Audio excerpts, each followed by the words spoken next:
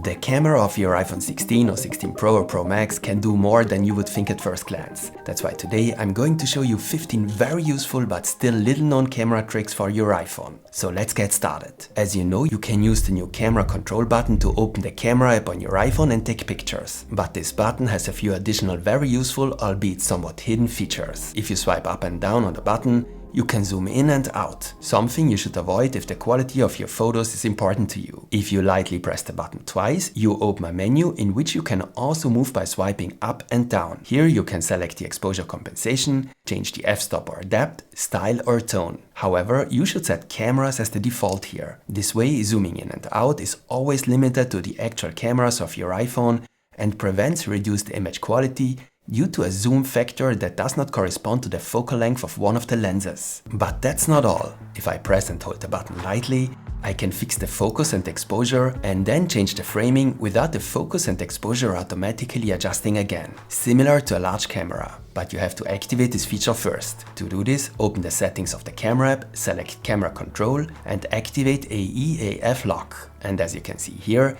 you can use the camera control button not only to start the iPhone camera app, but also other apps that use the camera, such as the Instagram app. So you could open the camera app as before and use the camera control button for the Instagram app. In fact, you can also open the camera app with Siri. Hey Siri, open camera. It would even be more useful if Siri could also take a photo from a distance, for example for a group selfie. Unfortunately, it's not that easy. Hey Siri, take a photo. Siri just opens the app, but doesn't take a photo. To get Siri to take a photo directly, we need another trick. You open the Shortcuts app. It should already be pre-installed on your iPhone. Here at the bottom right, you open the gallery. Here you search for the shortcut Say Cheese. You just add it. And now you can take a photo with Siri. Hey Siri, say cheese, but this only works if your iPhone is unlocked. Also, the camera app must not already be open. A very useful feature. It's just strange that Apple has hidden it so well. We will see whether Apple Intelligence will make this easier. The familiar shutter button also has a number of interesting hidden features. If you tap it once, you will of course take a photo. But if you tap and hold it, you take a video. The video recording stops as soon as you lift your finger. This is called Quick Take. If you want to zoom in while recording, you just swipe your finger up. If you want to zoom out, you swipe down. Interestingly, this zoom feature is not available during normal video recording. If you want to shoot a longer video, simply drag the button to the right onto the lock. Now you can also take single photos via the button on the right during the video recording. If you drag the shutter button to the left, your iPhone starts shooting a burst. In this case, 10 photos per second are taken in succession. And that brings me to my next trick, the burst mode and how to create GIFs with it. With the burst mode, you will never miss the right moment again. For this, as I said, just drag the shutter button to the left. This mode is especially good for fast action scenes where timing is important. If you tap on burst after shooting, you can select the best shots as favorites. And the cool thing is, you can also create a GIF out of a burst. Again, this is done with the help of a shortcut. So you open the Shortcuts gallery again and select the shortcut Convert Burst to GIF. You add it. Now, when you start this shortcut, you can just select your last burst and your iPhone will then create a GIF from it. The advantage of a GIF compared to a live photo is that the GIF is compatible with other non-Apple devices. So you can send it to friends who don't have an iPhone. A GIF also has that special look and is automatically repeated all the time. But what if you captured a really funny or interesting movement using live photo and you want to show it to your friends who don't have an iPhone? So what can you do if a short video clip would be much cooler and more interesting than a single photo? Then you simply select your live photo, tap on the three dots in the upper right corner and select Save as Video. Now you can send the movement you captured with live photo as a video. And live photo can do much more. As you probably know, it can be difficult to get exactly the right moment, especially when taking pictures of people. Sometimes the eyes are closed, sometimes the smile is not perfect. One possible solution would be to use the burst mode. But also with live photo, you can easily solve this problem. You select the live photo you are not completely satisfied with, tap on Settings and then on the live photo icon at the bottom. Now you can change the so-called key photo and fix your problem. So it's very simple. And I want to show you another useful trick using live photo. You can use live photos to reproduce the effect of a professional looking long exposure. This is useful, for example, to capture the lights of vehicles or running water. You simply take a live photo. You then select your photo and tap on the live icon in the upper left corner. Now you can add an effect to your live photo. Here you choose long exposure and you have your long exposure. To get the best result, I recommend to hold your iPhone as steady as possible. Optimally, you use your iPhone on a small tripod. I'll put some links to good tripods for your iPhone in the video description. Earlier, we talked about sending photos or videos to your friends. There's a cool drag and drop feature that might help you do that. You select a photo in the Photos app, hold your finger on it and drag it, for example, a bit downwards. Now you can select more photos with your other hand. You always keep your finger on the photo. And now you simply switch the app and can easily insert the photos into a message. This also works with the Notes app or other apps. Similarly, you can even cut out objects or subjects from photos and transfer them to other apps. To do this, open a photo and tap and hold on a clearly delineated subject. Your iPhone will automatically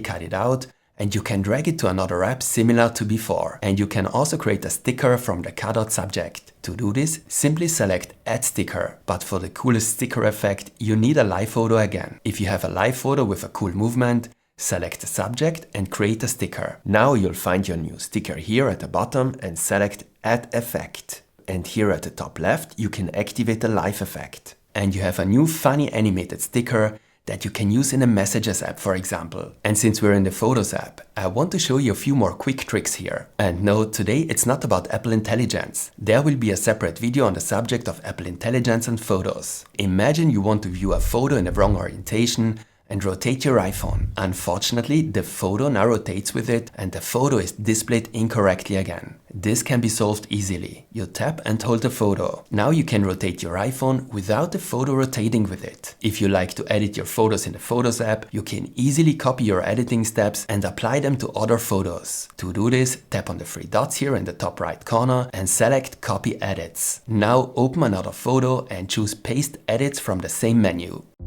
Be honest, do you like the changes to the new Photos app in iOS 18? If not, you can customize the overview of photos in the app and make it much cleaner. To do this, scroll all the way down and select Customize and Reorder. Here you can deactivate all collections that only distract you, for example featured photos, trips and so on. And you can drag the most important ones, for example albums, to the top. You'll see, this makes the Photos app much easier to use again. The portrait mode is one of my favorite iPhone camera features. Unfortunately, it doesn't always work perfectly. The edges may show artifacts or the effect may look unnatural. You can easily fix this problem if you still want to use the photo. You select the photo and tap on the settings icon at the bottom. Using the f-stop here, you can now adjust the blurred background. The higher the value, the lower the effect, and vice versa. If you tap on portrait, you can deactivate the effect completely and have a normal photo. In cinematic video mode, it works exactly the same. And it also works the other way around. If you have taken a photo in normal photo mode and you want to apply the portrait effect to it, open the portrait menu at the top left of the photo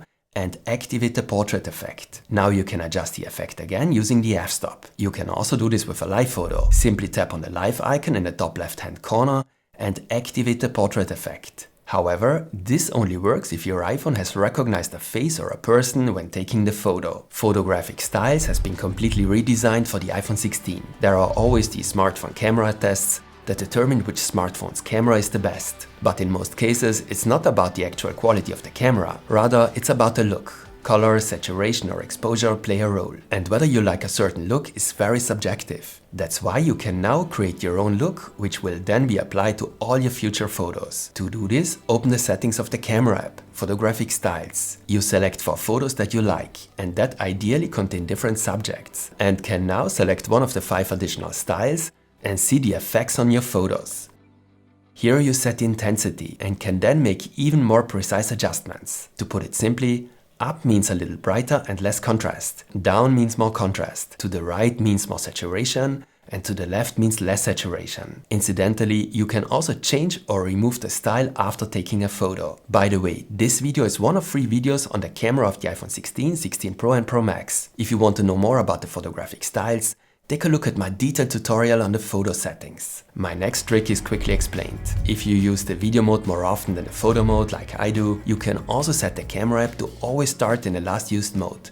For example, the video mode. You do this in the settings of the camera app via preserved settings and camera mode. Now the camera will always start in the mode that was last active, for example in video mode. And in this context, I would like to show you something else. The main camera of the iPhone 16, that is the camera with a zoom factor of 1, has a focal length of 24mm, which is relatively wide for a standard lens. If you tap on the one once, the focal length changes to 28mm, and if you tap on it twice, it changes to 35mm. All this happens without any relevant loss of quality. And 35mm, so 1.5, is considered the most versatile focal length in photography. It can therefore make sense to always start the camera with this focal length. To do this, open the settings of the camera app and change your default focal length here, for example to 1.5. Your app will now always open with this zoom factor, but this only applies to the photo mode. Here's a tip, or actually two simple tips for the selfie fans. Often you will extend your arm fully when taking a selfie. It's quite awkward to press the shutter button with the extended arm. In such cases, you should use the volume buttons, which have the same functionality as the shutter button. But even more interesting is that your photo will not look like in a preview. Rather, you will get a mirrored result. This can be quite confusing depending on the situation. You can easily fix this problem as well. You can do this in the settings of the camera app under Composition by activating Mirror Front Camera. Did you know that your iPhone 16 can not only capture time-lapses, but also hyperlapses, a kind of time-lapse with motion? This is very simple. You open the time-lapse mode and start a recording. Now you should hold your iPhone as stable as possible, always at the same height, and move towards or around an object, preferably in straight lines or at least uniformly. Incidentally, it works much better if you use the ultra-wide camera. You stop the recording and your iPhone stabilizes it automatically. And there you have your hyperlapse. And my next trick is also one of the most useful. You just have to remember that your iPhone can do it. The lookup feature. If you have a photo of an animal, a plant or even food, you can either tap and lift or use the eye icon at the bottom center to look up what kind of animal or plant it is. And even more interesting, if you see a good dish in a restaurant, take a photo and your iPhone will even suggest recipes for that dish. This also works with videos. Just pause the playback of your video. Try it out, it works surprisingly well. And that's it with my 15 camera tricks. As I said, there are 2 other videos about the camera of the iPhone 16 and 16 Pro and Pro Max. If you would like to learn more about the many features of your iPhone camera, I recommend my detailed tutorials on the photo and video settings. You can find links to these tutorials in the video description. And if you found the video helpful or interesting, give me a like as feedback. There will be more tips and tutorials for the iPhone 16 and 16 Pro. So stay tuned and see you next time.